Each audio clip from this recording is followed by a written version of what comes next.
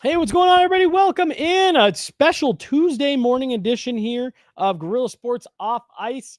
Look, we're barreling towards the end of the offseason, so we want to make sure we are getting into everything that we are wanting to touch on before the summer ends. I'm Jesse Montano. I'm going to be joined by Meghan Angley here in just a moment. Of course, I want to remind you guys about our great partners over at Trusted American Mortgage. Head on over, trustedamerican.com/sports. They want to help you lower your interest rate, get a better monthly payment. And if you act right now, they might even be able to help you stick a couple months of that mortgage payment back in your pocket, save some money for you. Head on over, trustedamerican.com/sports. See how much money they can help you start saving today. Hello and welcome in. Please do not leave your luggage unattended on the station.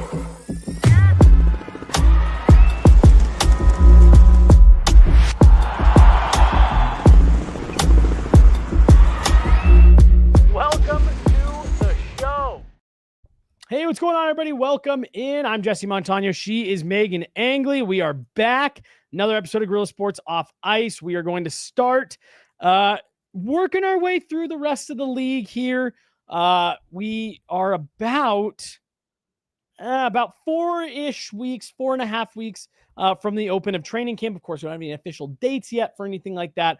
But we are about 5 weeks out from the rookie tournament, which typically tells us we got about 1 week fewer, about half week fewer till camp starts. So we wanted to make sure that we had time to start getting into what's going on around the league. It's been a crazy summer. There's been a lot of movement with the cap going up. There's been some big contracts. So we're going to make sure we get into all of it so we can unpack everything that's going on around the league. Meghan, how's it going today? Good. How are you doing? Good. Nothing else? Just good? Just good. Just good. No, you know, when we see each other like 24 hours apart, there's way less to catch up on. No, yeah, I'm doing well. It's I mean, I was talking with someone yesterday. You know me, I'm definitely a warm weather person. These last 2 days have been a different type of hot. It was very desert heat, reminded me of an afternoon in Vegas or Arizona. Yeah. Leaving yesterday. Hot sheet of warmth. It was just there's days where it's really sunny and it's hot, but it doesn't feel that, like you said, that's a good way, but it was like desert hot yesterday. It was just convection of an E. But you're still not going to catch me complaining, because I know that we're just weeks away from that shitty, gross, cold weather that ruins half the year. That's so dramatic because I feel like the fall starts very hot still. It's right around Halloween that I feel it turns cold. Well, and I mean, just growing up my whole life in Colorado, that's the part of it, is you don't know. Might be mid-September, might not be till Thanksgiving, but it's coming, and you never know when. Meghan, we're going to talk. I got a text and read something different on my screen right as I said we're going to talk.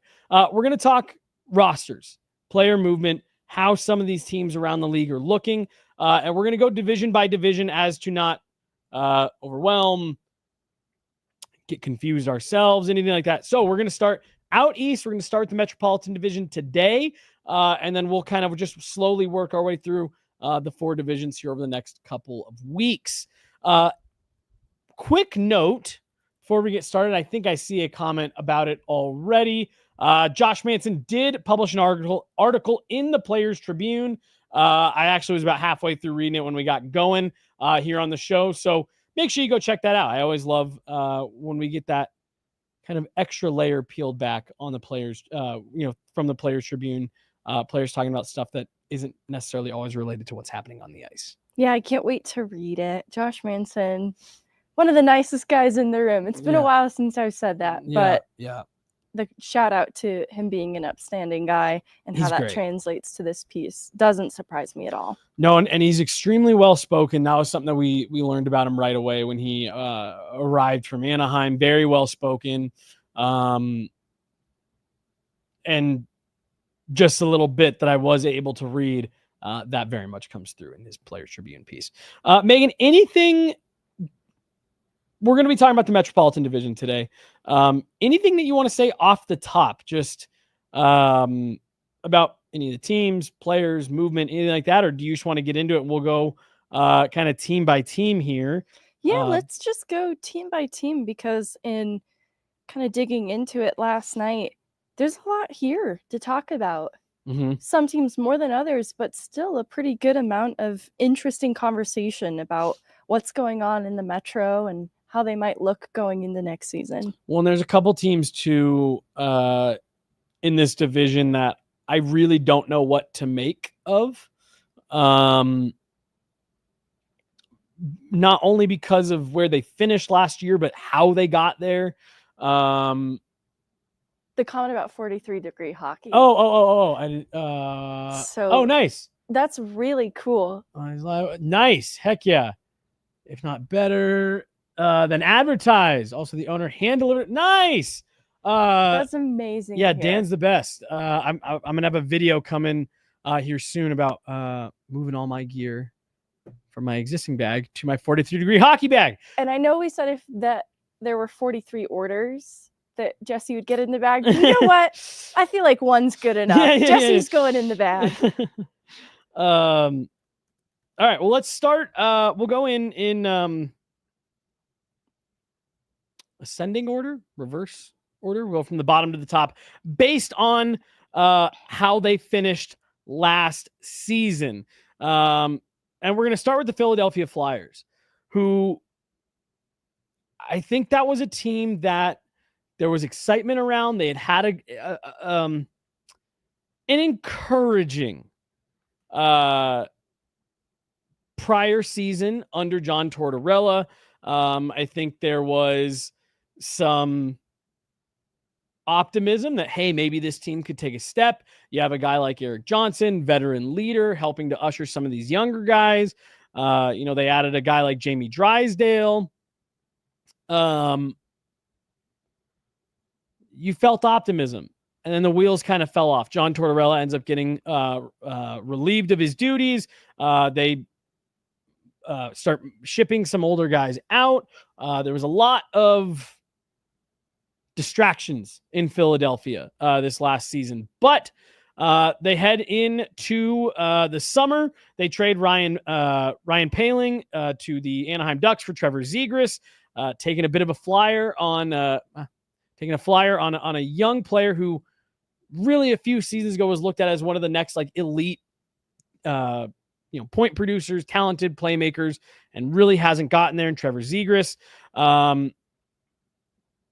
They traded up in the draft, had a nice draft, and then they had Christian Dvorak, Dan Vladar, as well as Noah Juleson and Oliver Bonk in the offseason. Trevor Zegras is the big get here for the Philadelphia Flyers and what their moves are this offseason. Certainly. I think this is one of those teams that I'm not sure what they are, because I think they're coming out of a period where it was undeniable that they were rebuilding. And this also going into next season looks to be a very promising young core. Like, they also re-signed Cam York and Tyson Forster this offseason, just kind of committing then to this young core, because this last season felt like they were reeling from the loss of Farabee and Frost. Mm-hmm. And I think those were, especially with respect to Frost, kind of young talent that I think needed a change of scenery. And they've added a little bit more that I'm curious to see then how that high-end skill up front, but with such young players, will translate to next season. And I'm excited to see a full season of Rick Tocchet at the helm, mm-hmm. because I didn't mention that. I do think that's going to be a difference maker then in how all of these young players get utilized, to include Noah Cates and Michkov, who had a really intriguing season and breaking out, especially with the changeover in coaching. I do think we're going to see Michkov's game mm-hmm. just fully untethered and freed up. Him with Zegras is the combination I'm really interested in watching. It should be a lot of fun. Mm-hmm. And so it's very inexperienced, which is where I'm curious to see how it actually looks on the mm-hmm. ice. But there's a lot of high-end skill among some of these youngsters. And Trevor Zegras adds a lot of necessary offensive ability that I think was missing a little bit this last season. And where there are still concerns too is their goaltending. I think Sam Ersson is a young goaltender that is trying to fully ascend to the starting goaltender role at 25 years old, is getting closer to that, but still a sub 900 goaltender. And so there's some shakiness in net that I think that they want to see addressed. But it is interesting to see the way in which they've bolstered their back end with the addition of Drysdale, a young defender, and kind of the gradual emergence of Sanheim, a player that we were talking about yesterday with the Hockey Canada orientation roster, is a player that's emerged kind of. There's been this resurgence in his game, and he's emerged as a more consistent player that has more offensive ability than I think people credited him for previously. And so the combination then of York, Sanheim, Drysdale, I think are players on the back end who have more to contribute offensively than we've been able to fully see. And I wonder too if that improves the offensive bottom line, starting from the back end out with all of that talent that's up front as well. So really the thing that will be in need of answers for me with this group a little bit is the depth down the middle on that forward side. And if the maybe lack of experience among these players is balanced enough between a coach like Tocchet, who can really work with these players, and some of the older players like Konechny that are on this roster. See, I just don't like this group. Like I just don't know if there's enough there. I think it needs more depth. Yeah, like I just like Konechny, good player. Sean Couturier, good player when healthy. Owen Tippett, has really kind of started to emerge as the goal scorer that we all thought he would be when he got drafted.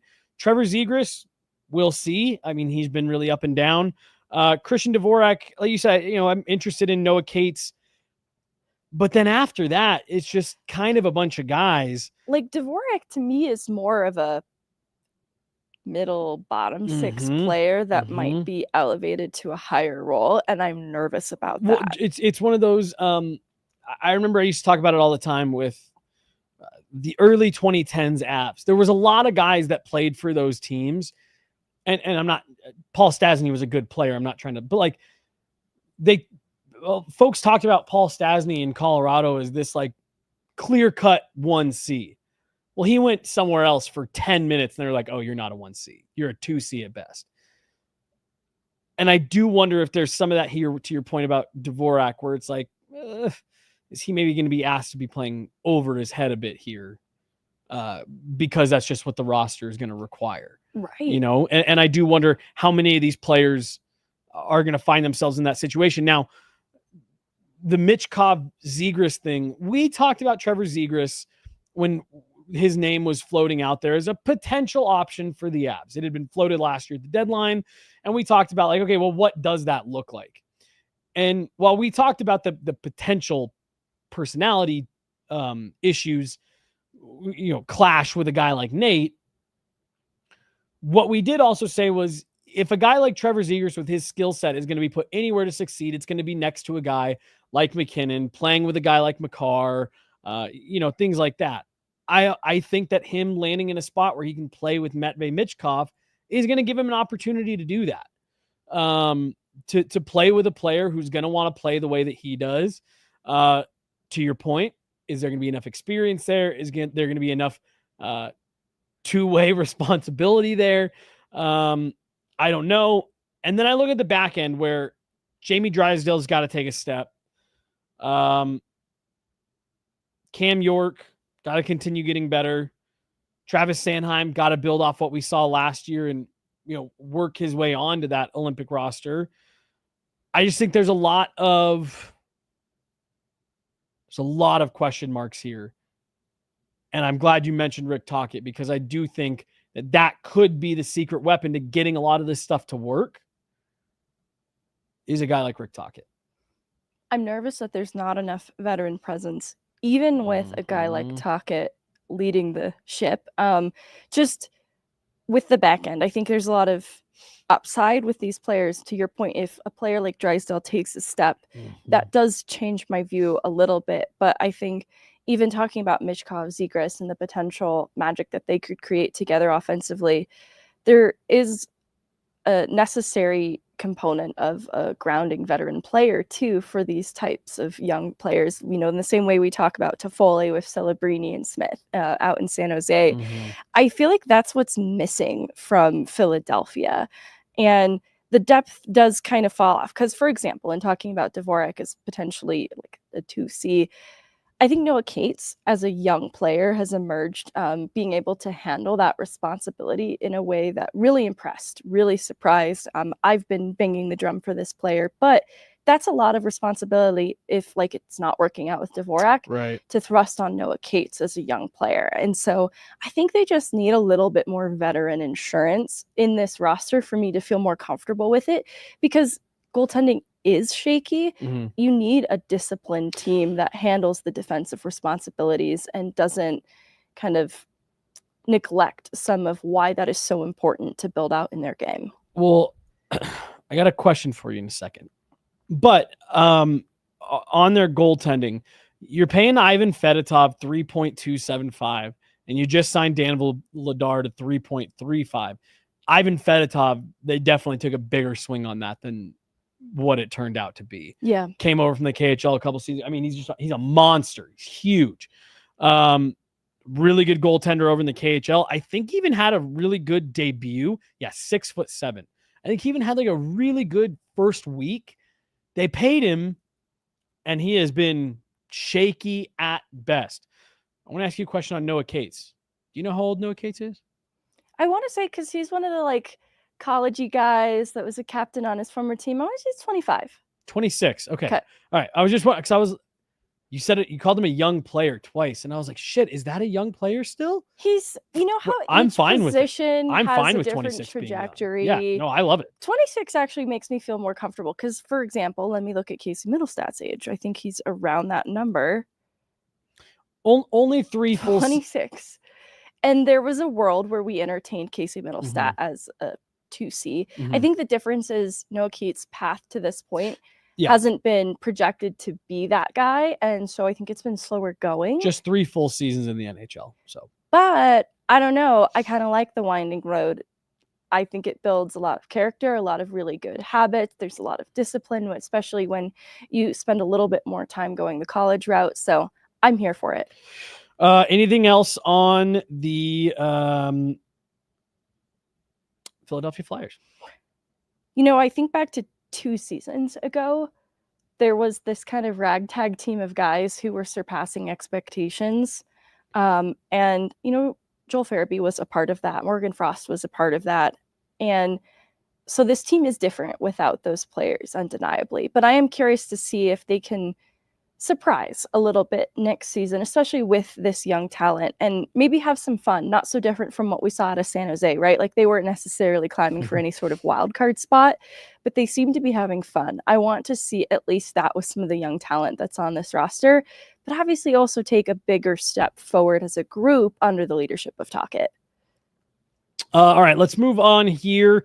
And somehow this was not the worst team in the Metropolitan last year, but something tells me they will be this upcoming season. The Pittsburgh Penguins. It was last year was officially the window is closed. Sidney Crosby can't save you, despite him still playing at an unbelievable clip. The Penguins are in rebuild mode. They've all but come out and said that, you know, under Kyle Dubas, they are looking to start to tear it down.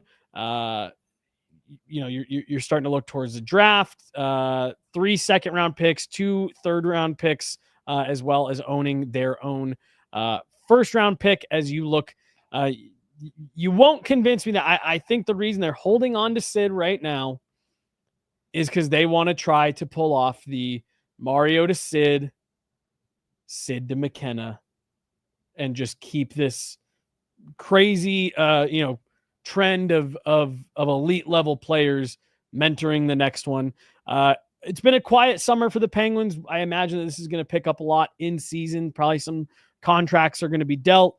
On draft day, they pick up a 3rd-round pick in exchange for Alex Nedeljkovic, who they send to the San Jose Sharks. They take a cap dump on Matt Dumba, picking up a 2028 pick as well. Their most notable move was addressing the goaltending that has plagued them now for the last handful of seasons, Megan, as they trade Chase Stillman and a 2027 fourth-round pick for Arturs Shilovs. Probably not a ton to say on this team. $13 million in cap space, and they are looking to sell. Yeah, they're in rough shape going into next year. It's an aging core with limited depth scoring, and defensively, I think, is where they show a bit of that age too. And it seems like with the addition of Matt Dumba that they're not really committed to injecting more youth into this group. And so I think that weakens their defensive game. I look at players like Anthony Mantha, who had a 20-goal season in Washington just a couple seasons ago, who has dealt with injury the last couple, and he's supposed to be more of an impact in their top six. So with a full healthy season in front of him, I think that could add a little bit more to their scoring punch as a group. But the bottom line doesn't change very much with everything I just said before that. And I'm excited about the change in net with adding Shilovs, a young goaltender, because they do get a bit younger then in what they have to offer there. You know, moving on from Nedeljkovic, now having Shilovs in net, I just don't think things have worked out great with Tristan Jarry. And Shilovs, we've talked about at length on this show, maybe not so different from the way in which we saw Nashville move on from Askarov once upon a time, that there's still so much potential in this young goaltender that I think organizationally for Nashville, similarly, they didn't quite have a great path for Askarov, and for Vancouver, because they want to commit to Demko, there wasn't really a great path for Shilovs, who I think went to the American League and did everything asked of him this last season. So that's an intriguing part of Pittsburgh, but they are deep in the throes of rebuild and don't appear to be making any moves to change that. So I'm not sure what this team will be next year. Obviously, the experience among those veteran players will always be valuable, but can they make the on-ice impact that they used to collectively? And I think this last season answered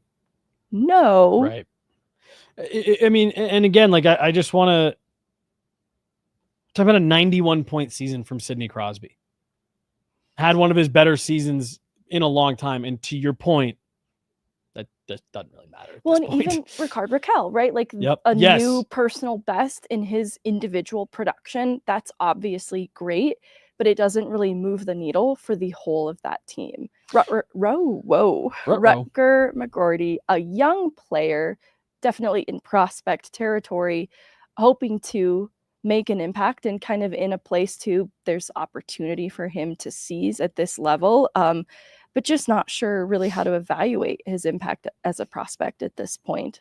Some of that being limited by opportunity with Pittsburgh, but that's kind of the only youth I see the glimmer of hope with in this lineup. Well, and I do think that the Shilovs deal, that does start to set the table for, we're getting younger. This is going to be the goalie for our next core, type of mindset. Brian Rust, Rickard Rakell, I think are all but already dealt. I think they'll be moved by the end of the season or by the trade deadline. I do also think a guy like Kevin Hayes, Anthony Mantha are on that block as well, depending on how aggressive they decide to get over the course of the season. Now, let me ask you, and I'm not talking about the Abs specifically, do you think over the course of the next couple seasons, as this continues to go this way, do we see the Pittsburgh Penguins move on from either Evgeny Malkin, who does not have as much value as Sidney Crosby does on a trade market, Evgeny Malkin or Sidney Crosby? Do you think they do it? Absolutely. I think more realistically around Malkin, just because both players have had their names in murmurs, but there's just one more year on Malkin's contract as it is. And given the state of this team, it feels pretty easy to imagine. And then similarly, without Malkin and even rumors of, Erik Karlsson being on the move, I see less incentive for Crosby.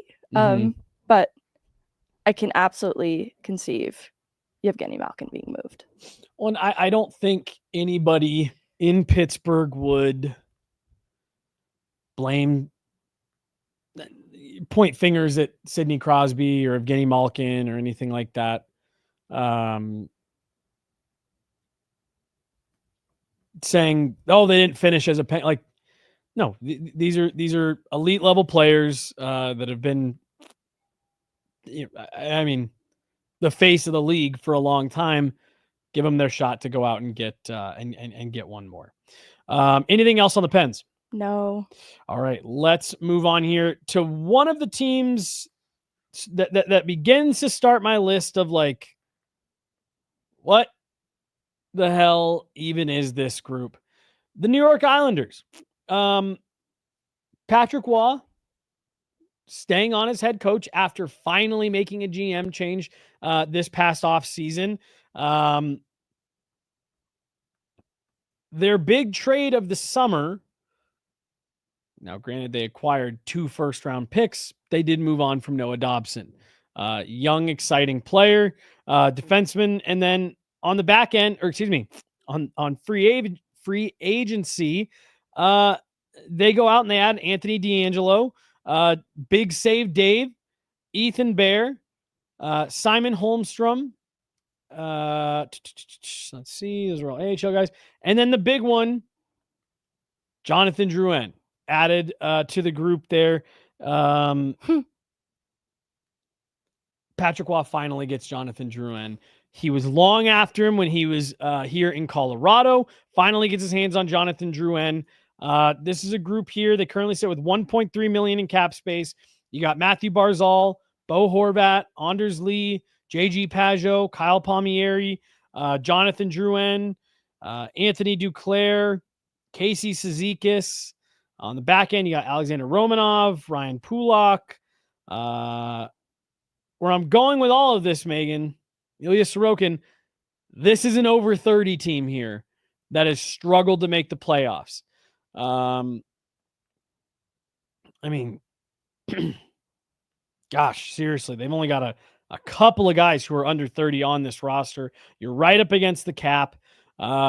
And now you're on a little bit of a playoff drought here. I guess they made it the season before. Doesn't matter. Missed playoffs last year. What do the New York Islanders do, Megan? Or who are these? Who are the Islanders? Is maybe a better question. Yeah, I think like moving on from Noah Dobson was a risky, hopefully high reward team because it points to a future window that is sort of punting a little bit on what they are in this moment. Cal Ritchie, another player to this group that's not on the official depth chart right now, but I imagine Cal Ritchie will have real opportunity to seize responsibly. It would be more like a middle 6 role down the middle for the Islanders forward group, an opportunity that the Avs couldn't have really afforded him. I don't think they would have felt comfortable. And I think that he has top 6 ambition, and his path to playing in the top 6 in Colorado just was going to be long, winding, and probably frustrating for him as a player. So in New York, I think there's more opportunity for him to more quickly ascend to a top 6 role.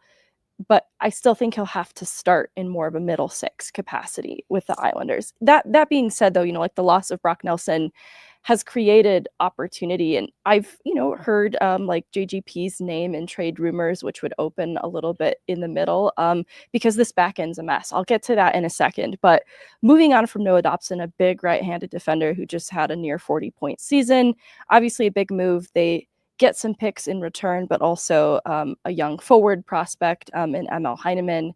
And that adds a little bit to the bottom line of their depth up front, but it's still a little bit questionable. And a lot of it, I think, rides on the health of Matt Barzal, who had an injury this last season that took him away for significant chunks of the season. And this is a player that I think everybody talks about with regard to his skill. And I speak about him in this way, but I feel like it hasn't really flashed in an impactful way for the Islanders in a minute. And that's what I want to see is kind of this breakout resurgence from Matt Barzal going into this season, especially in not having a player like Brock Nelson now on this group, they need some forwards to take a really big step and kind of lead from up top. And that's where, a player like Bo Horvat was very intentionally added to this group.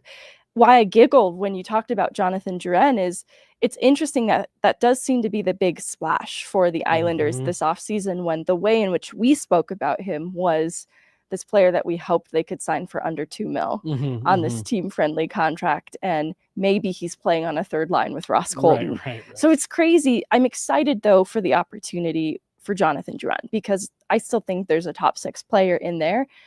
Just with Gabriel Landeskog returning to health and Drouin's game falling off a little bit in the playoffs. Going back to the same way I talked about Richie, the opportunity was getting a little bit tougher to imagine. Bad injury problems last year too. Bad injury problems, which I'm sure the Islanders are looking at a bit nervously. But let me just real fast. Sorry to cut you off.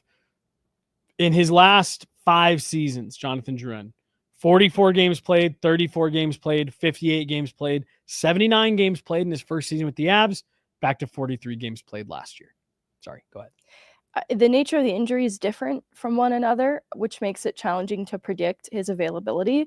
But also, hopefully, there's some optimism that it's just been a string of bad luck with respect to the injuries for Drouin. And my hope is that he can stay healthy and be a huge playmaking presence in the top 6 for the Islanders to help drive a little bit more of that offense from the top then. Because I think there are some gifted players, at least within the top 6 in New York. But I kind of teased it earlier. I think the back end's kind of a mess. Yeah. I love Scott Mayfield. There's no disrespect there, but that is a stay-at-home defenseman, and I just don't think they've got enough. First of all, I think it's incomplete. I think that they don't have 6 players that I feel are full-time NHLers right now. It also just doesn't feel complete in general. I don't think they have a difference maker in this back end.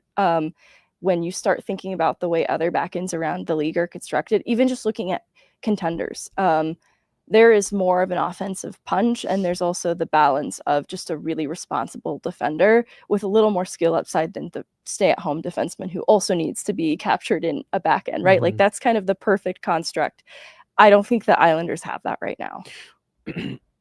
Back to Drouin real quick, just when you're talking about where he kind of fits and all that, I do wonder if Patrick Waugh is going to try him, as a top line guy. Now, I also want to point out, this was an argument I made when Jonathan Drouin arrived to Colorado. When you extrapolate his totals out over an 82 game season, he was always a productive player. Always right around 60 point pace, 60 plus. His first season in Colorado, plays 79 games, 56 points, right in that range.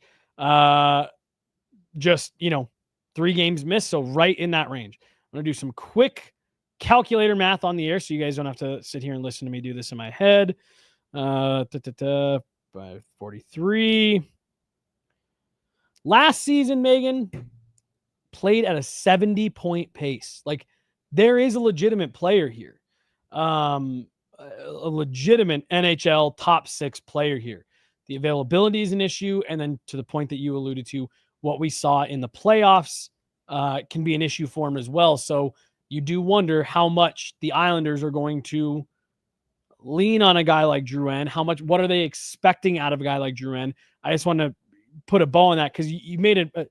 We laugh, but you make an interesting point of, like, the Avs are looking at this guy as like a complimentary piece, and it feels like it was a big splash for the Islanders. And I think that just really speaks more towards the state of where that roster is at. Right. And again, I wanted to make sure to give the love to Jonathan Drouin that I do think he deserves, because he is a productive player when healthy. This is a good addition, because you remove Jonathan Drouin, and I'm not feeling as great about the top of this lineup, because you need to see Barzal take a big step forward, and the rest has been kind of continued consistency, but across the lineup, it's inconsistent contributions, and that obviously isn't necessarily something Jonathan Drouin immediately fixes because he can be prone to struggle periods. But I agree with the point per game pace shout out that when healthy and in the lineup, it's a near point per game pace and it's impressive.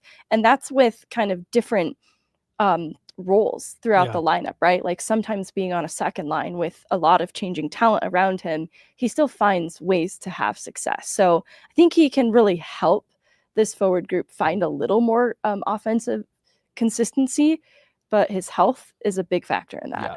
And I just think he needs a little bit more with him. And then on what you were saying about the back end, I'm with you. I don't see a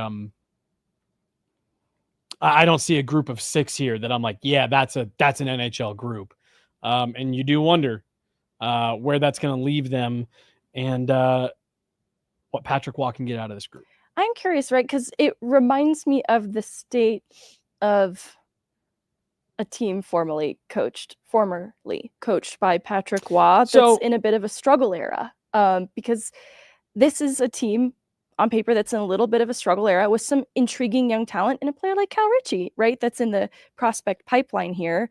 But I also think there's maybe less, and I mean, Matthew Schaefer's somewhere in that equation. I just don't know how NHL ready. I'm sorry. I can't believe I left him out. First overall pick, Matthew Schaefer. But I don't know where he is in this equation, like what they're trying to do with his development. Because honestly, this team on paper seems like they are committed to restarting and building toward the future, that I don't know that they would needlessly rush anything with Schaefer either and put him in a position that might hamper his development. Well, so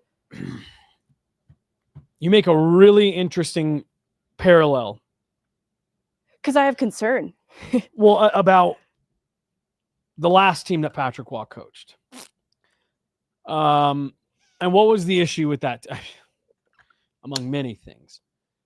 It was a veteran group that was right up against the cap. So you were left with kind of this like, well, shit, where do we go from here? Cal Ritchie and Matthew Schaefer are going to be part of this group, and they're going to help. No doubt about it. Both those players, theoretically, are going to make a difference. They're good prospects. They're good prospects. They're really good prospects. My concern, though, Megan, is then it really feels like you're in between right now. So you're going to get these young, high-end prospects in, blue-chip prospects in your lineup, play them alongside a bunch of 34-year-old dudes, and a defense that doesn't feel that great. I'm sure this is haunting Patrick Waugh a little bit. Right. I'm sure it's triggering. This is Matthew Shane, Nathan McKinnon all over again on the third, I guess, what was it, 15-16 team that also featured Jerome McGinley. I really want to Francois pull up Beauchemin. The exact roster.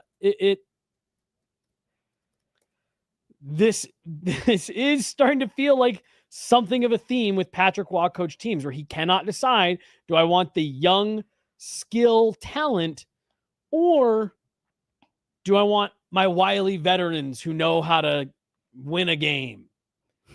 And he can't make up his mind. Now, I know he's not the coach / GM here.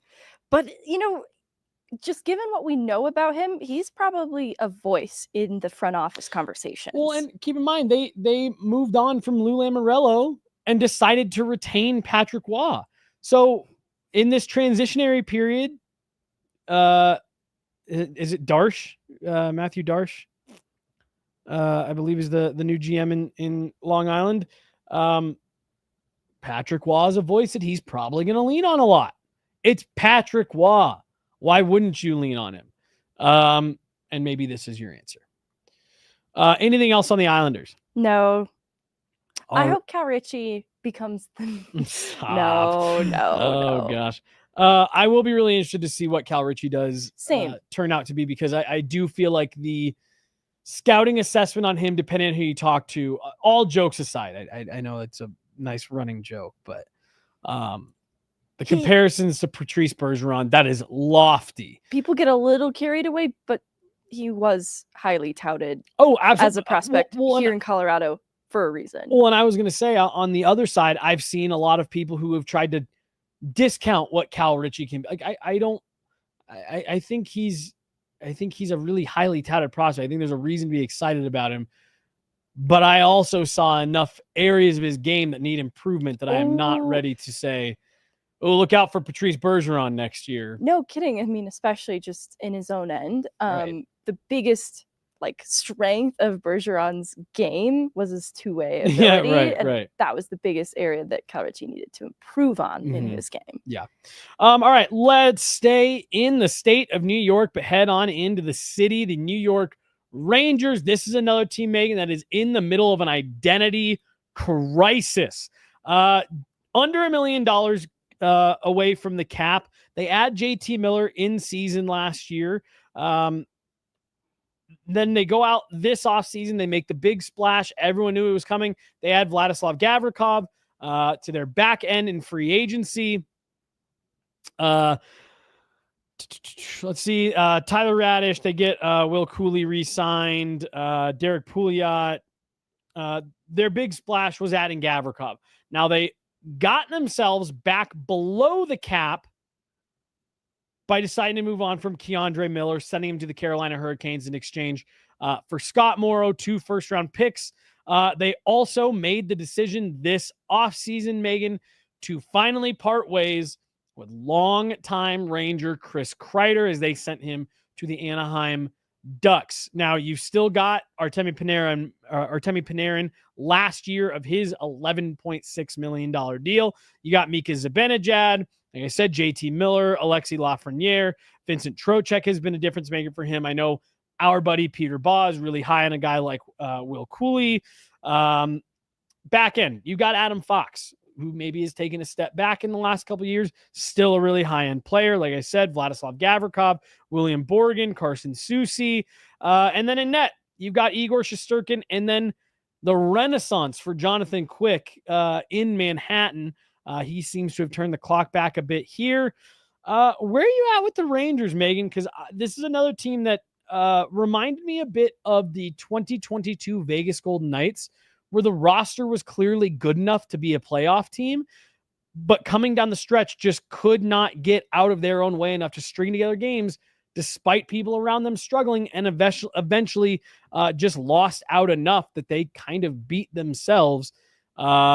And in a division where it seemed like nobody wanted that final playoff spot, they wanted it less than the Devils did. Yeah, no, I think the Rangers are spiraling out in a bad way. This is different from the other teams that know what they are in terms of being in a rebuild and kind of committing to that lack of movement and such. This is a team that out of desperation has had movement to clear cap space, in part to commit to a big contract with Shesterkin, and I don't blame them.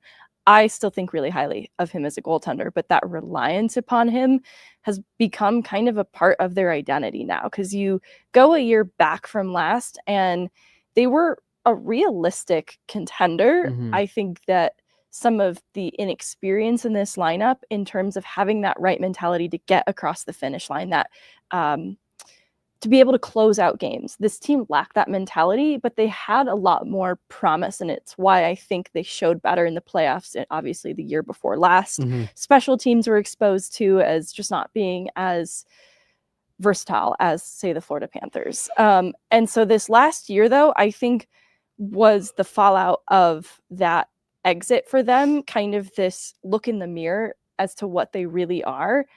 And I think this is where it fell apart, because there seems to be a culture and morale issue also at play in New York. So it's not just what on paper isn't quite working out for them. I think the mentality in the room has turned very sour. Not so different from how many seasons back now, we talked about the Winnipeg Jets as being a team that on paper has all the right tools, but falls apart in the postseason. And we'd hear things about issues inside the locker room. And that is where I'm at with this current version of the New York Rangers, because they were one of the worst defensive teams analytically last season. And so, this was bigger than, Ryan Lindgren, like he was just, assuming too much responsibility in New York. And I think this drove some of them needing to move on from Keandre Miller, who was doing well for them. I think, the combo of Fox and Miller was a great thing, but they couldn't afford to keep that together. And it was the part of the lineup that they were maybe the richest, I'll put it in quotes, but some of that's because they handcuffed them to Shesterkin in that contract moving forward. And so as a result, they punted on a little bit of what they can be defensively, and it had real results. And I think that morale issue translated to poor team defense on the whole, and they're still dealing with cap constraints, so they're not able to round out this forward group that has dealt with some stagnation. So, the addition of Gavrikov helps improve the back end with a player who is a staple on the Kings blue line and is a steady 20-minute-a-night guy. Like, that's going to be good, but I'm just worried about the culture of this Rangers team. So that's what I was going to say.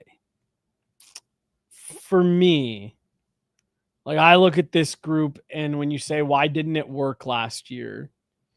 I'm with you. It seemed like it got to a point, and again, not unlike Vegas in 22, where you're just like, it's just not going to work. It's in your head. You're gripping the stick too tight.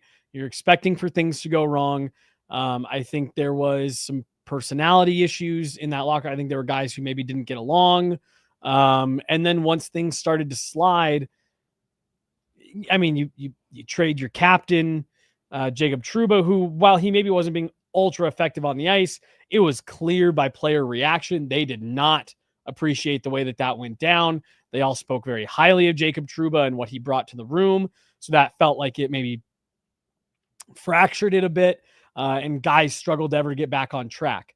Again, not unlike that 16-17 Avs, which actually near the end of the season, I think the closeness in the room was the only thing that salvaged it.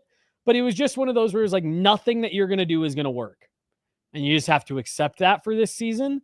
I think the Rangers are a candidate to bounce back. This is a team that went to the Eastern Conference Finals 2 years ago. Yeah, they look a little bit different now, but I think this is a team that's going to bounce back and at least be more competitive, and I think a playoff team this year. I think they need to cure the apathy inside the locker room, because I think that's what crept into their game, and they had players with talent not caring as much as they should, giving 80% effort. And this isn't me accusing the player I'm about to mention of this specifically, but they need Lafreniere to take a big step forward. It's now critical more than ever, especially with the loss of Kreider, who was this big net front presence. They need the strengths then of Lafreniere's game to shine through. And it's not necessarily the net front presence that is the strength in his game, but they need the playmaking ability to shine through going into this next season. And in talking about apathy, I think a full season with JT Miller without the drama can be helpful in that. Now, this is an interesting player. He can be volatile, right? But he cares. I don't know if there's a guy out there who cares more, right? Like, that's usually where the conflict arises with Miller and teammates.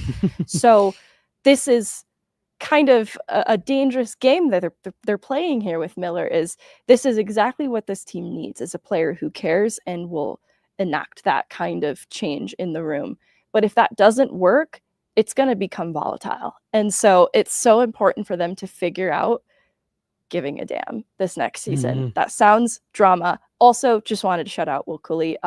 This is a player who has surpassed expectation, now like a 45-point player. And I just think he was viewed more so in a depth capacity previously. Excited to see him continue to build on that and continue to surpass expectations. But they're going to need a lot of players to either continue to be the best version of themselves or take that next step. And so there's a few players that I don't think we've seen be the best version of themselves to date, and Lafreniere is one of them. Let's move on here. I agree with you. Lafreniere, he's been a guy that's been really, it feels like season by season, it's like, oh, this is what we were waiting for. You need more from him. This is what I've been waiting for. He needs to take that step and start hitting the consistency. Moving on here, a team that I think really surprised a lot last year with how well they played, how cohesive of a unit they were, and ultimately how far they were able to take it despite just barely missing out on a postseason ticket. The Columbus Blue Jackets, again, now this is an even more interesting team. They missed playoffs by 2 points last season, despite being projected preseason to be a lottery team at the very bottom, among the favorites for Matthew Schaefer in the Matthew Schaefer sweepstakes. Sean Monahan, Charlie Coyle, Dmitry Voronikov, Kirill Marchenko, Boone Jenner, Matthew Oliver, Miles Wood, Cole Sillinger, Igor Chinnikov, who has requested a trade, Kent Johnson, Adam Fantilli, Isaac Lundestrom, Zach Aston Reese. On the back end, you got Zach Werenski, who had an outstanding season last year. You get Ivan Provorov re-signed, Damon Severson, Dante Fabro, Eric Goodbranson. You got Elvis Merzlikins in net. $16 million in cap space, Megan. I'm not sure what to make of this team. It's obvious that this was a really tight-knit group last year. The remembering the life of Johnny Gaudreau was a theme for them all season. They did an amazing job honoring him all year, and you have to imagine that was something that was a rallying moment, or not a rallying moment, but something to rally around inside that locker room before they went on the ice for every game. Yeah, this is a team that I think has a chance to build on their season last year and have an even better one coming into the next. I think what I'm seeing in terms of how the front office has treated this team, they're committed to making them better responsibly. And so I look at the back end, there's a couple of reclamation projects there that I think have some upside, but they also have now some confidence in Werenski when healthy is in a Norris conversation. He's that good. And similarly, they've got the steadiness of Provorov also locked in. And so even though there's a couple of reclamation projects in what I'd consider Fabro and Damon Severson, Matachuk to a different degree, I think Eric Goodbranson's kind of the stay-at-home defender, veteran presence to kind of anchor the back end from the bottom. You've got Werenski leading the way at the top. Fabro's a player who's fallen from grace a little bit, but among those reclamation type players that I still think have upside, I think it's constructed very well. And then in the forward group, I think it's a decent blend of young talent coming up through the ranks that they're trying to give proper opportunity to while not rushing their development. And then some older experienced players in Monahan, Boone Jenner. And I think the addition then of Charlie Coyle has more significance in representing the experienced veteran leadership, especially given what role he's had on past teams, while addressing a need down the middle that they needed to fill up, at least at the bottom of their lineup. And they do that with Lundestrom as well for that fourth line, a player known for his two-way game, not so different from how the Avs viewed Jack Drury as being a helpful piece to round out the bottom of the lineup. And so when I look at this Columbus Blue Jackets team, I see a lot of care from their front office, and that's what excites me about their future. It's not fully complete, and I think goaltending remains a bit shaky for them, but I also look at the available cap space and the other commitment I've seen for them rounding out this team, that I think this is a team that's going to continue to get better because they have a very present parent in the driver's seat as far as the front office goes. Megan, I think this is the first team we disagree on. I see this as a team that's going to take a big step back this year. I think you're banking on, not you, if you're the Blue Jackets. I think you're banking on Adam Fantilli and Kent Johnson taking really big steps here, which is possible. But otherwise, I think you got a bunch of middle six guys here. Up front, I think Zach Werenski is a truly elite defenseman. And then to your point about that steadying presence of Ivan Provorov, completely agree with you there. I think you have too many show me deals on your back end, and I just don't think you have enough highly impactful players up front. I do think this is unfortunately a team that probably sinks back a little bit this year. I don't think they're going to be the worst team in the East or anything like that. But I do see them finishing with a lower point total than 89, which is what they had last year for me. I feel like that doesn't give Sean Monahan and Boone Jenner enough credit, because Boone Jenner missed some time early in the season last year. And when he returned, not only did he return to full health, kind of hit the ground running, it galvanized the team further. And so as much as I've been clamoring for Boone Jenner to come to Colorado, if he stayed a part of this group, I think that he represents some more experience and skill at the top that is aging in his career, but he came back and had a pretty decent impact. So I think those two players make it a little better on paper. Like, I'm not saying they're going to the Stanley Cup final. No, I know you're not. Yeah.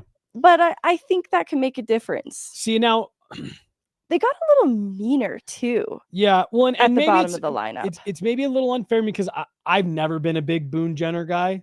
I've always thought he was really overrated. Boone Jenner hater. I've just always seen him as a kind of like a little bit of a charged up version of what Andrew Cogliano was for the Avs. And Sean Monahan, great resurgence last year, but this is another player whose game had, fallen off a cliff up until a little bit of a resurgence last year. I just got to see them do it again. Boone Jenner has to play above what he's been his whole career, which is a second, third line kind of tweener. And he's got to be a real second line guy. And you've got to get the best version of Charlie Coyle that you can possibly get. Like I said, you've got to see steps from Sillinger, from Johnson, from Fantilli, and those reclamation projects on the back end have to start working out to some extent. I'm not saying none of that is possible. I just think when I look at this team on paper, I see a group that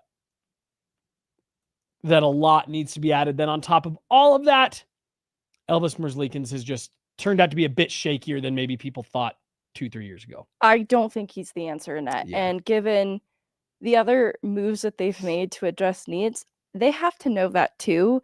So if I see Columbus get serious about goaltending, and I don't need them to act desperately, so it maybe doesn't happen immediately. I want them to find the right fit, right? I think that this team gets a lot more easy to believe in. But 100%. Well, and to your point too, they have a lot of money to spend. If they decide they want to go out and spend it, that can get them there as well, or, start to close that gap a bit. All right, let's move on back to, I was going to say the metropolitan area, the tri-state area, New Jersey Devils. Again, we're another team that preseason, I think, had a lot of hype given how well they had played the season prior and were right there on the doorstep. And then they kind of ended up having to back their way into the postseason themselves. And another team that is just kind of in a funny spot. They do add, they do get Jake Allen on a new 5-year deal, 1.8 per. They added Evgeny Dadonov, who I think is this. I'd love to know what Evgeny Dadonov is like behind closed doors, because he's such a productive player given how much he's bounced around. There is something about this player that doesn't keep him in the same spot for too long, but he does seem to find quiet production. They also add Cody Glass through free agency as well. Jeremy Hansel ends up a Devil this summer while they move on from Shane Bowers. Let's see here. Daniel Sprong. Oh, no, that was last season. Excuse me. I was going to say, I thought he was headed to Russia. Timo Meier at the top. You got Jack Hughes, Jesper Bratt, who I am a huge fan of. Nico Hischier, Andre Palat, Dawson Mercer, Cody Glass, Curtis McDermott, Connor Brown, Evgeny Dadonov. On the back end, you got Dougie Hamilton, Brett Pesce, Brendan Dillon, excuse me, Jonas Siegenthaler, Jonathan Kovacic, and then Luke Hughes as well, who is still without a contract. And then you do have Jacob Markstrom and Jake Allen in net. Megan, I feel like on paper, similar to the Rangers, this does not feel like a team that should have stumbled down the stretch as much as they did and have to scratch and claw up to the bitter end to get into the playoffs. But that's how it went. Your thoughts on the Devils? This is a team that I think I've undersold a little bit this last season, kind of unfairly. So I'm trying to have a more fair view of this team. And I think that last year, the storyline was injuries and a lack of forward depth behind the core. And so I think in losing Jack Hughes, for example, that had a big impact just because I think there's a lot of talent up top, but it exposed maybe a little bit a lack of depth. And so maybe that's where I struggle to fully get on board with the Devils. But I think the addition of Dadonov and Connor Brown actually helps to round out the depth for this team in a way that makes it a little easier for me to buy in. I think too, Jacob Markstrom had a good year, but they want bigger and better going into this next year. And that's acknowledging that he had a good year. I think that he finishes with a 900 save percentage and was actually a really solid goaltender going into the playoffs through those 5 games, 911 save percentage. So I think they need him to not only continue to be that, but maybe even more. And it's because I think there were some defensive inconsistencies on the whole, but it's nothing that I think is irreparable for this group moving forward because there is so much talent on paper. So I'm looking too on the back end to see what this next contract looks like for Luke Hughes and what they do with Dougie Hamilton, whose name has been floated around a little bit. Another player that I just would love to know what it is that like such a good defenseman cannot find a consistent home. I've heard with him, there's maybe an attitude thing. With Dadonov, I have never heard that. And you know what I think it is? This is just my theory off the top, is he is effective enough as a player, consistent, effective, that he probably could justify commanding a little bit more money that teams who are putting him in the bottom of the lineup can't justify. It's kind of like the way we couldn't justify Miles Wood money on a fourth line. Right. Though I would say Dadonov is more effective. I think teams just find themselves in a tough territory trying to navigate the cap balance that all these teams we're talking about are struggling with in different ways. So I think that's all it is with Dadonov, is he's kind of on the fringe in terms of what he is as a role player. He was 20-20 last year. It's 40-point season. It's good. It's just like, how much do you want to pay that? How much can you afford to pay that? And it's also been a lot of injuries and a lot of missed time throughout his career. So I think that's part of it as well. So I don't know, that's kind of my quick off the top look at this team, because I think different from Columbus, who I think is trying to address some of the needs, I think they're pretty well rounded. Obviously the forward depth was maybe a little bit where there was concern, and they just need guys to continue to be the best version of themselves. Not so different from how I talked about some of the players in New York, because I think there's a lot of talent at the top of this lineup, obviously. Yeah. A lot of talent in this group.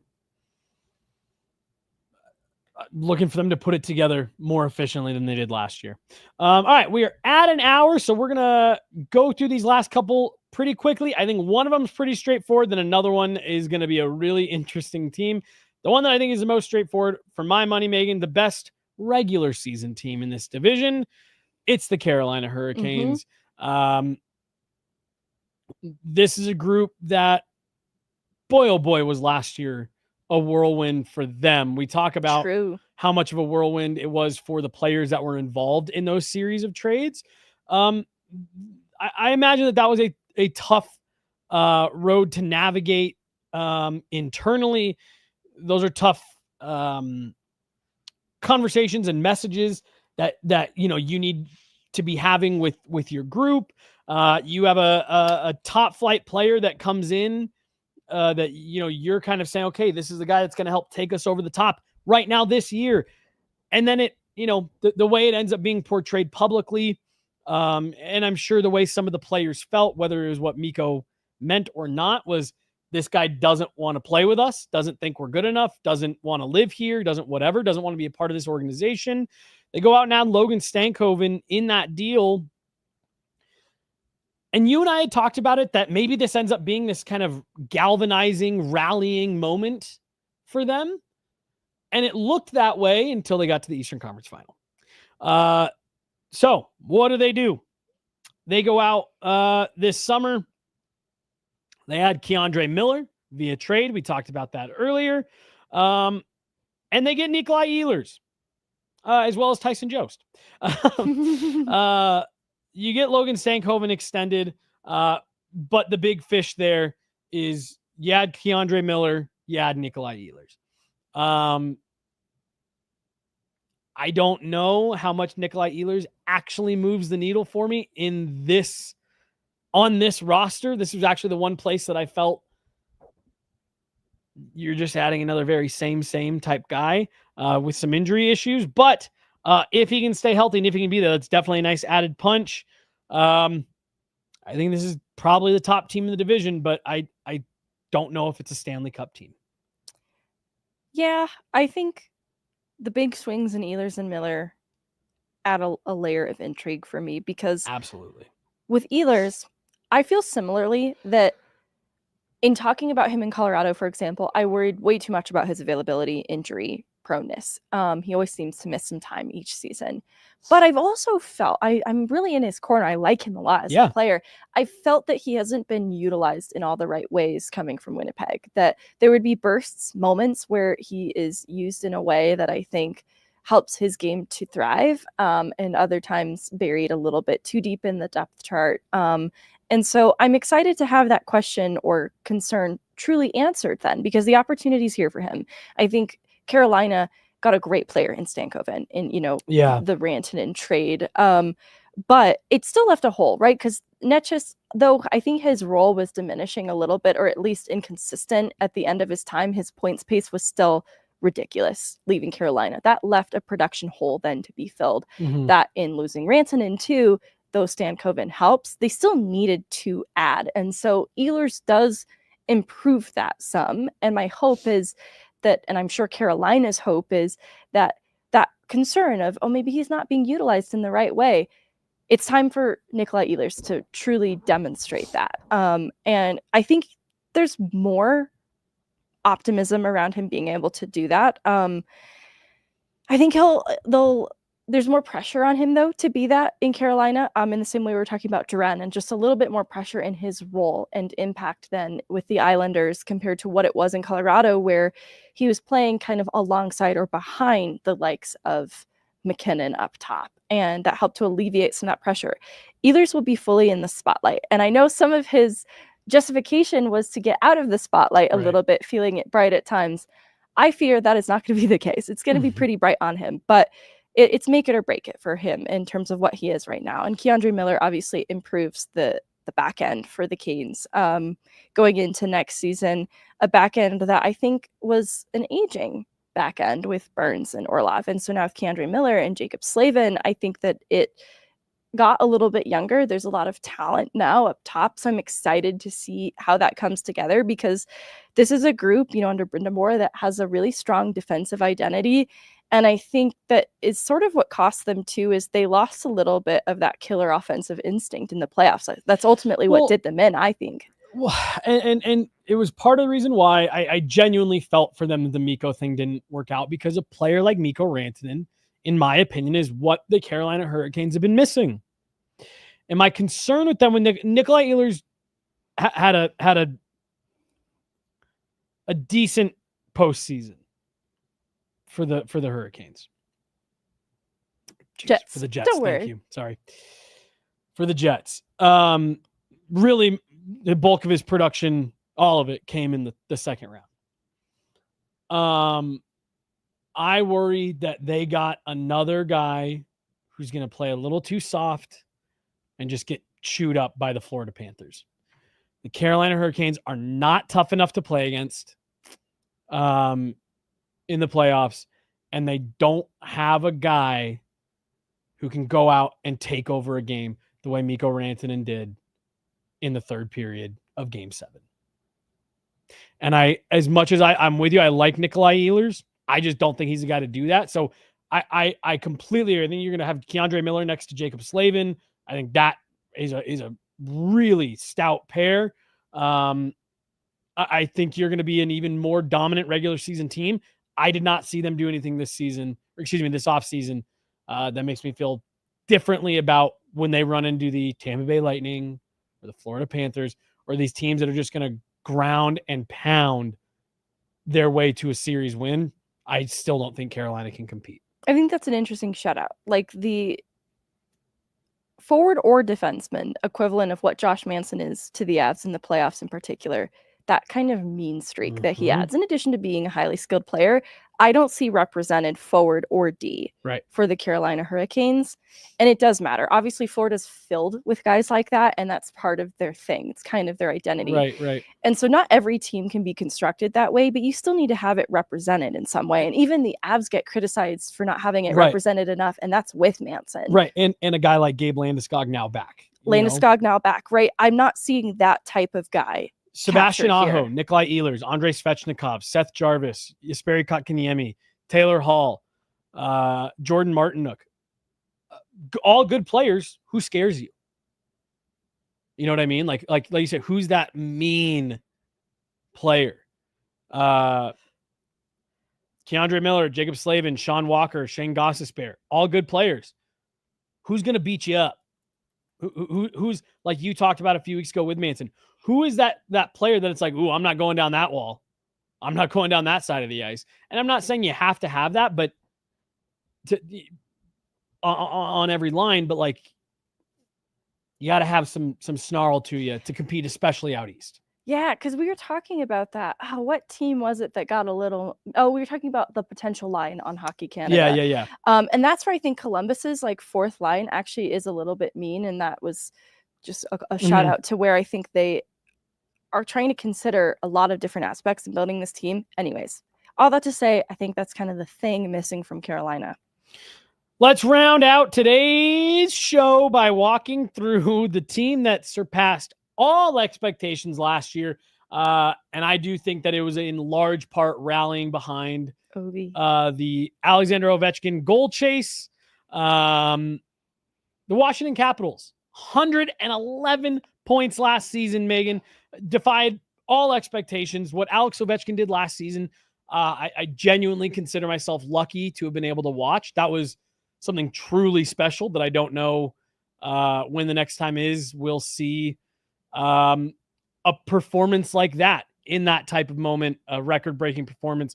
I'm anxious to see what he does this year. You know that it's going to be a big goal of his to get past 900. That should only probably take him a few weeks.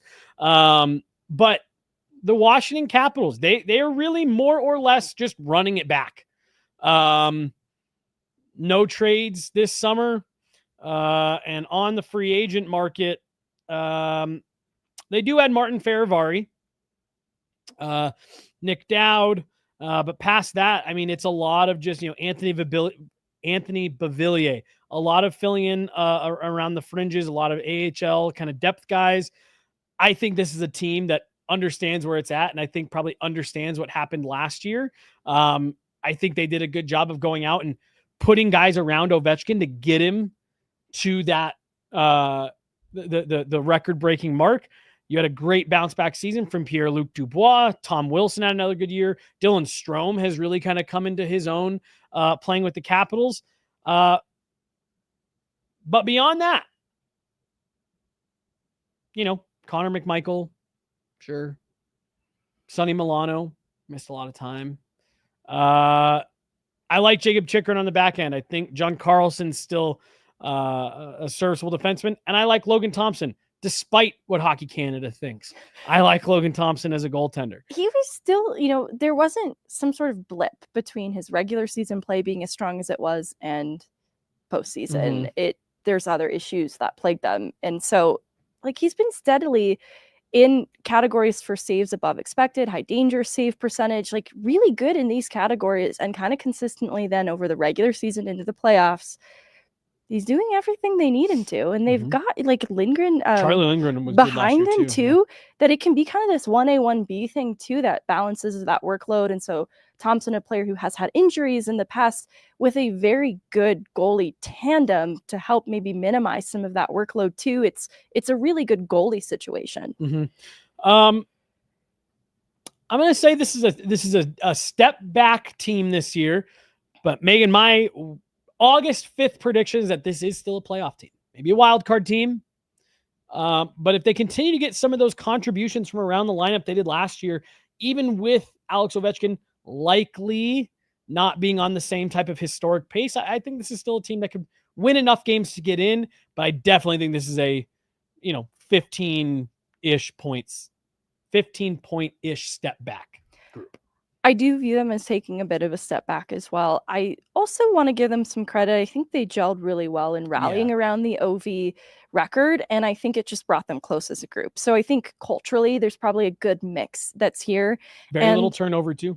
I think that reflects that, right? Like for Hrvari, a player that had a good season last night, kind of ascended to this 20-minute-a-guy night that they could count on. They need more production from the back end on the whole, outside of Chychrun, who has contributed more than his fair share, right? Like that has continued to be a steady part of his game. I think they want to see a little bit more contribution from the back end on the whole. But all that to say, I think this is a good mix of guys who really like each other, and I don't want to underestimate how that can translate on ice. I think the success in reclamation projects in Strome and PLD has been really awesome for them. I think even getting what they have out of Connor McMichael, kind of like the way we talk about Will Cooley, just surpassing expectation. Like if Connor McMichael can continue to produce at the clip he did this last year, that gives them a lot of diversity offensively, because it hurt them in the postseason. And here's where I'm not sure I'm totally convinced of the Washington Capitals. Their power play dried up in the playoffs, and in talking about like a lack of killer instinct with Carolina a little bit, I worry about that with Washington. I think they have the experience absolutely represented in Ovechkin, but outside of him, I don't know if they have enough guys who get it to help them get across the finish line. Tom Wilson, but yes, otherwise I agree. That's okay, Ovi and Tom Wilson. Right, no, that's what I'm saying. Yeah, like outside of that, I agree with you completely. So I'm excited to see the continued development of Ryan Leonard as a young prospect that I think gives them a little bit more time in this window. I think that the addition of Chychrun a season ago just made that back end a little bit more dynamic, but I just need to see a little bit more because they were a great regular season team and some of the inexperience was exposed in the playoffs. Yeah. John Carlson, shout out as well for a veteran experienced guy on the back end. But I think we see a lot of these teams pretty similarly. I think this, in my opinion, Megan, is the weakest division in the league, probably heading into next season. We'll see where that ends. But I think this is the division with the most question mark teams. I think as we move our way through the rest of the league, there's going to be a lot more separation in teams at the top versus who's kind of in the mix. I think this is definitely the biggest grab bag of a division for me. Yeah, I think what's tough is it just doesn't feel as competitive as what the other division previews are going to look like, especially as we move into the West. Yeah. And there's a bias, right? Like that's just where our familiarity lies. But I think this exposes where there is a little bit of disparity from conference to conference, just in starting in the Metro. 100%. All right, well, that's going to do it for today. Went a little bit long, but you know us. We're just yappers. I'm Jesse Montano. She's Meghan Angley. John behind the glass again today. Thank you guys all so much. Big shout out to John for sticking with us. A couple long shows these last few episodes. So big shout out to John. I'm Jesse. She's Megan. Thanks so much, guys. We'll talk to you on Friday. Have a good one.